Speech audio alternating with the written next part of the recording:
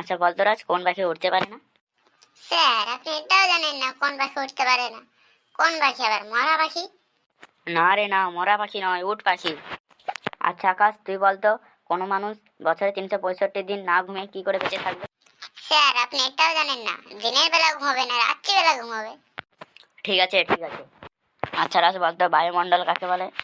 বায়ুমণ্ডল স্যার, মানে মণ্ডল বাড়ার উপর দিয়ে যে বায়ু প্রবাহিত হয় তাকেই বায়ুমণ্ডল বলে। ঠিক আছে ঠিক আছে। এবার আকাশ তুই বলতো যে জৈব রসায়ন কাকে বলে? স্যার পুরোটা তো মনে নেই, লাস্টের দিকে একটু মনে রয়েছে। হ্যাঁ বল বল, তুই ওটাই বল। তাকেই জৈব রসায়ন বলে। তাকেই মানে কাকে জৈব রসায়ন বলে? স্যার আমি বললাম তো আমার পুরোটা মনে নেই, শেষের দিকে একটু মনে এসেছে, তাকেই জৈব রসায়ন বলে। আচ্ছা ঠিক আছে। আচ্ছা রে, এবার তুই একটা রবীন্দ্রনাথ ঠাকুরের লেখা গান গেয়ে শোনা তো। ঠিক আছে স্যার, গান গেয়ে শোনাচ্ছি।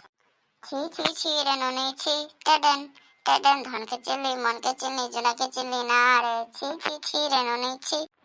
এই, এটা কি রবীন্দ্রনাথ ঠাকুরের লেখা? হ্যাঁ স্যার, আমি তো কালকে ইউটিউবে দেখলাম লেখা আছে যে রবীন্দ্রসঙ্গীত। আচ্ছা তুই এবার একটা নজরুল সঙ্গীত গেয়ে দেখা তো। ঠিক আছে স্যার, গিয়ে শোনাচ্ছি।